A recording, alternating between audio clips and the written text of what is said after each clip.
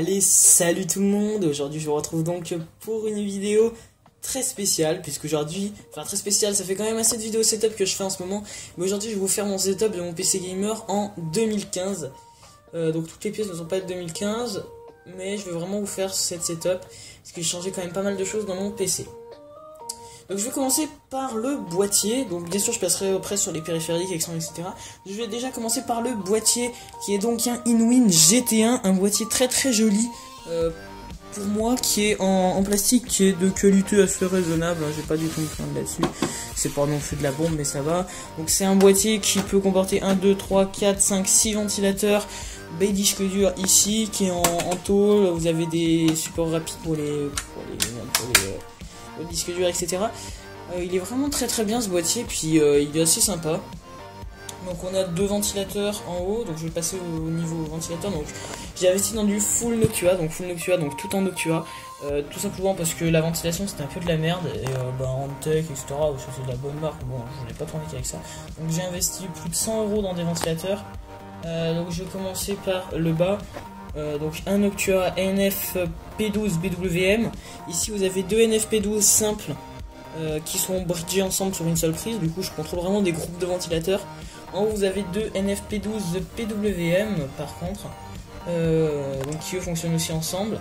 Et ici sur le H80i, je vais en parler dans 2 minutes, vous avez deux NF-F12 PWM qui sont des ventilateurs juste excellents.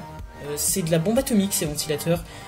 C'est des ventilateurs que je me sers pour la dissipation de CPU, ils sont hyper silencieux, ils dissipent une quantité de chaleur qui est phénoménale et c'est vraiment énorme. Donc je vais commencer par ma carte mère. Ma carte mère c'est donc une ASRock Z77A Extreme 4, donc comme ça on peut le voir ici, donc qui gère le Virtu MVP, l'ATI Crossfire et le SLI de chez Nvidia. Donc c'est une carte mère qui coûte à peu près 130 €, donc pourquoi je l'ai changé? Mais si vous attendez d'être à GB80, j'ai voulu faire une mise à jour pour le BIOS, et cette dernière j'avais payé plus de 200 € hein, quand même. Et en fait si vous voulez, le BIOS a bugué, et en fait j'ai essayé de faire un clair CMOS en faisant un bridge et j'ai fait cramer le PCB. Donc j'ai un peu mytho chez Amazon et je leur ai dit en gros que ça marchait plus, du coup ils m'ont remboursé et j'ai pu acheter cette carte mère à 130 €, qui est vraiment excellente. Donc ASRock, je savais pas trop ce que ça donnait, je l'ai aussi fait pour vous faire ce test là, et personnellement je trouve que c'est vraiment une très très bonne carte mère pour le prix qu'elle coûte.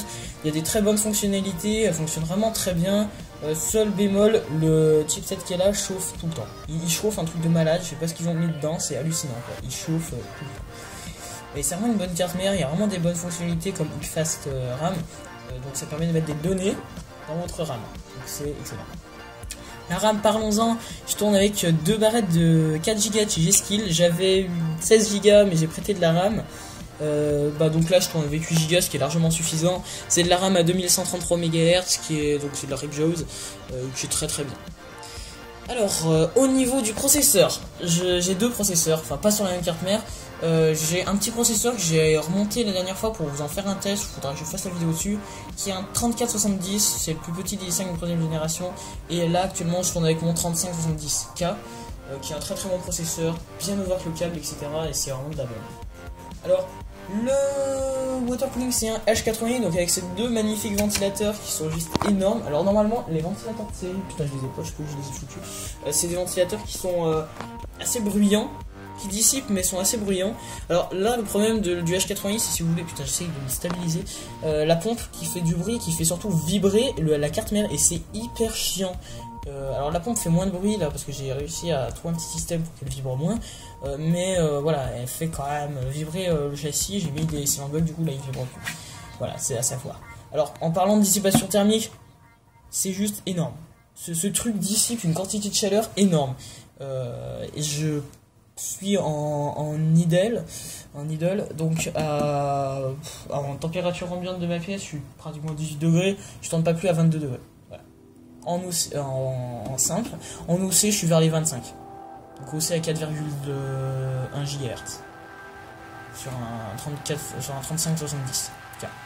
Donc 4,1, 4,2, de moi je monte même à 4,3, je suis à 26 degrés. Par contre voilà, en full c'est là où on voit la différence, c'est que je suis pas plus de 55, 58 degrés, pas plus. Et pourtant voilà, je mets pas les ventilateurs sont au minimum, hein, pour vous dire hein, quand même.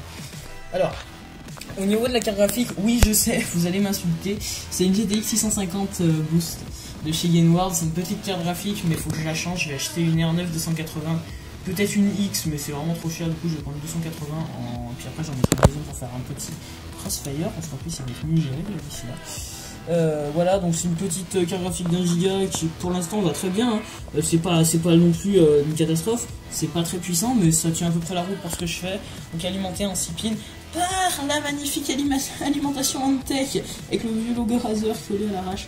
Donc alimentation Antec 520 watts, un peu pourri, enfin bon, Antec par contre voilà c'est la cam, il y a des condensateurs japonais dedans, parce que j'ai vendu ma 850. D'ailleurs c'est pour un peu financer le ventilateur aussi, j'ai vendu ma 850, voilà donc du coup ben, je fournis avec une 520 puis je rachèterai une Corsair en Link, parce que oui ça se contrôle en USB, le H80i, voilà. Alors le lecteur graveur c'est un truc vraiment à la con, vous voyez c'est vraiment la base quoi, c'est le machin à Hewlett Packard qu'on donnait avec les PC qui fait Lightscribe, oui si on a des bons CD ça fait de Lightscribe. Petit truc sympa par rapport au boîtier, ça c'est un Rhéobus normalement qu'on vous donne avec, et moi j'ai mis des LED et comme ça je peux les éteindre ou les allumer, oui je sais pas pourquoi ça marche. Alors, les disques durs, alors derrière la belle là, juste, attends on les voit, putain j'arriverai pas à les tirer, j'ai deux SSD de chez Samsung, des 840 Evo Pro, non 830, ouais non c'est 840 Evo Pro, donc c'est des SSD qui coûtaient assez cher à l'époque, maintenant ça coûte plus rien, qui font chacun 256 Go. Donc j'en ai mis deux et je les ai mis en RAID avec une carte RAID chinoise qui est derrière en fait, tout simplement c'est une carte RAID très très basique, achetée sur Amazon. Alors je pensais au début que ça allait pas marcher et au final en fait si vous voulez je récupère le SATA en 3.0 ici, là c'est rouge, qui remonte ici et oui alors clairement c'est vraiment très bon, il y a vraiment des excellentes performances. Donc c'est deux SSD, je pense même en remettre remettre deux autres pour faire un RAID de 1 Tera. Donc les HDD, j'ai un 500 Go de PC portable à 7200 tours minute, un 250 Go de chez Samsung 7200 tours minute et un Toshiba 500 Go à 7200 tours minute, SATA 3, SATA 3, SATA 2. Voilà. Oui, il vibre, je suis désolé. Voilà. Qu'est-ce que je peux vous dire d'autre par rapport à ce PC ? Ouais, bon, il y a l'USB 3 bien sûr en façade. L'arrière c'est un peu le bordel, je suis vraiment désolé. Oui, il y a une clé USB qui penchait à l'arrache. Voilà. Donc les LED ici. Et puis là, la grande baie pour les... Donc je vais passer tout de suite aux écrans. Donc on a un écran de chez Exo en DAL IPS qui est en 1440 par 900. Qui est un écran assez basique, hein. Donc vous pouvez le voir, c'est pas non plus de la bombe. Des temps de latence assez longs, mais bon, il y a quand même DAL IPS, il a vraiment des très bonnes couleurs. DAL mat. C'est un écran qu'on m'a donné tout simplement, qui est en DVI, donc qui est branché derrière cette carte graphique. Deuxième écran, un Hewlett Packard en Full HD, avec le magnifique fond d'écran, je sais, merci. Avec le magnifique fond d'écran, putain, je n'ai n'importe quoi, en Full HD. Dalle TN brillante, putain il y a Madception qui nous appelle en plein pendant qu'on est en train de faire cette vidéo, putain ce gros troller. Voilà donc on a du 1920 par 1080 pixels qui est juste excellent niveau résolution. Il est très sympa, il est branché en mini HDMI sur la carte graphique. Et on a un HDMI Novo que je vais changer. Enfin, en fait, je vais mettre un LG en VGA parce que je vais changer de carte graphique et du coup, je vais acheter un DisplayPort. Qui est un écran de télésurveillance 200 Hz, multiview, etc. Donc, c'est vraiment pas mal, mais là, c'est vraiment du LCD, ça fait hyper mal aux yeux et c'est très cher. Donc, les périphériques, comme je l'ai dit, une souris Essential B à 19 € et un Razer à Nancy. Voilà. Donc, c'est basique. Je fonctionne avec un hub et un CPL 1200 mégabits seconde de chez TP-Link et c'est clairement mais rien à voir avec le Wi-Fi. Ça va à une vitesse phénoménale et c'est vraiment de la bombe atomique. En débit descendant je suis à 40 mégas et en débit montant je suis à 5 mégas. Dédicace à Madception. Hashtag Orange. Voilà, donc j'espère que cette vidéo vous a plu, je pense qu'il y en aura vraiment des nouvelles, c'est vraiment une petite mise à jour PC Gamer parce que ça me faisait un peu chier parce que j'avais changé de composant, je vous avais dit que je vous ferai une vidéo dessus. Oui là il y a un dock pour ceux que ça intéresse. Hop. Voilà, donc ouais, j'avais vraiment dit que je voulais vraiment vous refaire une vidéo là-dessus et bah, ça aurait été dommage que je la fasse pas. Donc j'espère que vous avez vraiment aimé cette vidéo.